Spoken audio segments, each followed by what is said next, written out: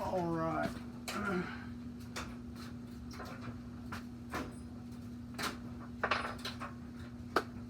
All right.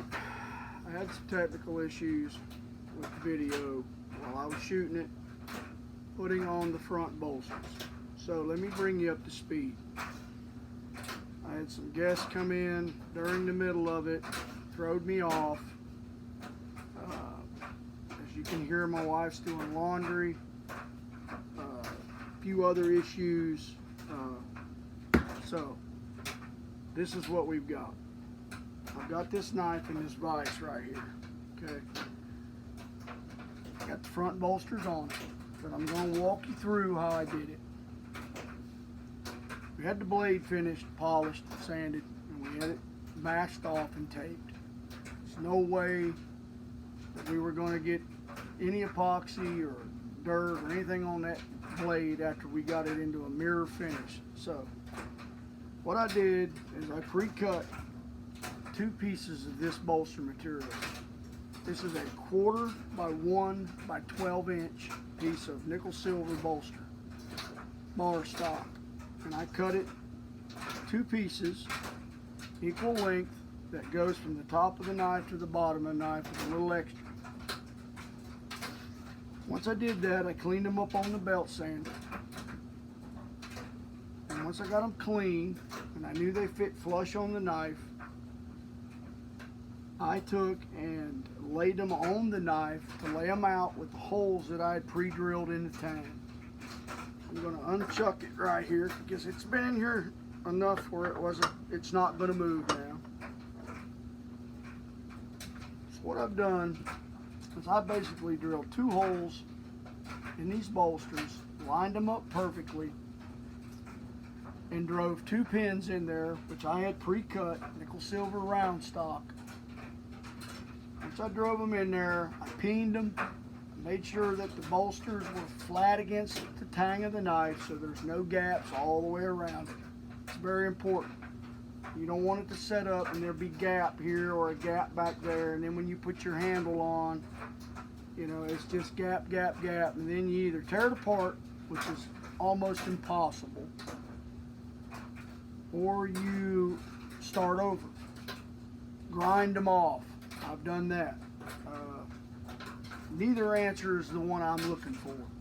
So that's very important that you get all of this flush. And everything turned out really good.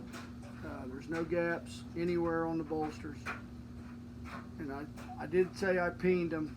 All that does is swell the pin up inside the tang of the knife and the bolsters and locks everything in. Plus the 2-part epoxy that I applied to this. There's no way you're getting them off there unless you destroy this knife. I've had many knife makers say, well, I solder them on, and I've had some great knife makers that never solder them on. They use epoxy, and they've never had any issues. So it's just personal preference. I choose to use epoxy. I could sweat them on there with some silver solder. The only advantage to silver solder, I believe, is that it takes care of any slight gaps that you may have, which is a good thing. But if it's unnecessary and you fit them properly, I don't think you need to use it. So here we go. Now that these front bolsters are on here and they're set, I'll let these things set up overnight. I want them to be secured as they can be. And then tomorrow I'll shoot another video, and we will be applying the back bolsters, the ones that go to the rear on an angle. And I will shoot a proper video on that. Once you mix this epoxy, you only have 5-7 minutes max. And once I mixed it and started shooting the video, well, I was committed. So it happens. I don't blame anybody. It's just one of those things. This is real life. There's no editing here. Anyhow, that's where we're at now. We have it clamped down with the front bolsters on, pins in, everything's locked down. So I'm going to put it back in the vise, and we're going to let this thing set. I do apologize for not having the video on the step-by-step process, but it's pretty straightforward. You just lining stuff up, you're drilling a couple holes, you're drifting the pins in, peening them down so they're nice and tight with the epoxy in there. The main thing is to keep everything nice and true and square. You don't want one bolster like this and one bolster like that, and your handle lines are all thrown off. It just doesn't look professional. So that's where we're at. Like I said, if it's not right, it's not leaving here. So I believe we're in good shape. I don't think we're going to have any issues. This handle material, I'm anxious to start putting it in. This mesquite ironwood, this exhibition grade stuff, it has so much figure. I know the camera don't do it justice, and I do apologize for that. But we're on the way now. Should be done with it by the end of the week, sanding, profiling, the whole 9 yards. So I'm excited to get it done. It's been a long day. I've worked all day. That may be a contributing factor to the bad video. So I just wanted to show you something before I left. I don't rarely ever have time to make a knife for myself. I went to a fellow knife maker, works out of the forge over here in Dobson, a place called Dobson, North Carolina. And he's strictly a coal-fired forge man. Great guy, makes an awesome knife. I told him what I wanted. I wanted a tactical.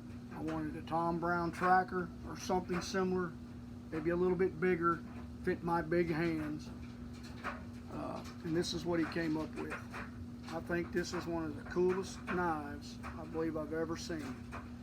It's super heavy, 1/4 inch, made out of a leaf spring, out of a Chevy pickup truck. It's good steel. I told him to leave the hammer forge marks in it, and he did. It turned out awesome. It's got a draw edge on it here, where I can grip it, cut stakes down, or whatever I need to use it for a draw edge. It's got a good flint striking back on it for striking flint. It's got a great curve in the blade, nice sharp point, great in the hand. It's got a lanyard loophole, hickory handles, darn near indestructible.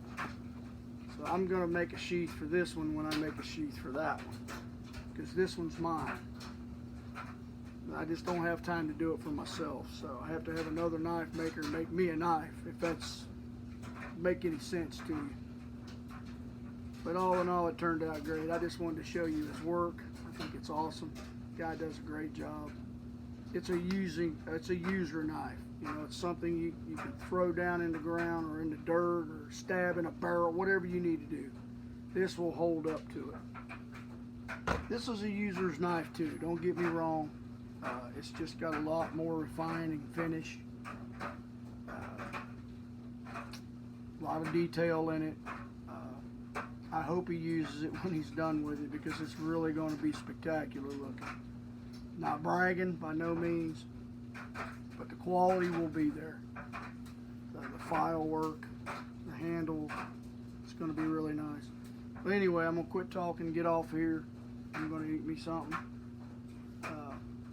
We'll come back tomorrow and we'll put these back bolsters on. Get them babies going. That way we can put these on.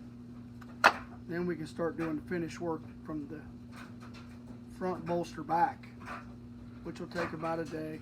Not as critical on the handle material as I am the blade. I'm really picky about the blades. We'll get it off to the engraver and get everything engraved in it, sheathed up and sent out, and we'll be good.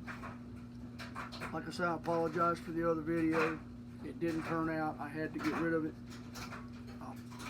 Wish I could, but as you can hear, distractions down here today, and I just wouldn't feel comfortable putting it out there. So God bless you, and thank you for coming to see me today. I'm out.